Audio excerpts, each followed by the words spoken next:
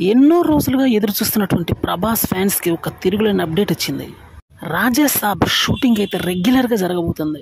ప్రస్తుతానికి అత్యంత భారీ ప్రాజెక్టులతో బిజీగా ఉన్నటువంటి ప్రభాస్ రాజా సాబ్ని అయితే కరుణించాడు. కంటిన్యూగా ఒక 20 రోజుల పాటు భారీ షెడ్యూల్కి అయితే డేట్లు ఇచ్చాడు. ఎందుకంటే ఈ సంఘటన జరగటం అరుదు.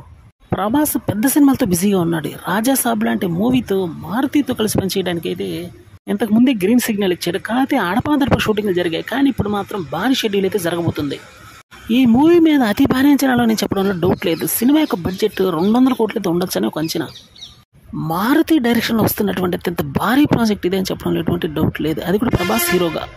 ఇప్పటి వరకు ఫ్యామిలీ ఓరియంటెడ్ మూవీస్ తీసినటువంటి మారుతి ప్రభాస్తో భారీ సినిమా అయితే తీస్తున్నాడు. ఈ మూవీ మీద ఎప్పటి నుంచో మంచి అంచనాలు ఉన్నాయి. కాకపోతే షూటింగే ముందుకు నడవటం లేదు. కానీ ఇప్పుడు స్టార్ట్ అవబోతుంది.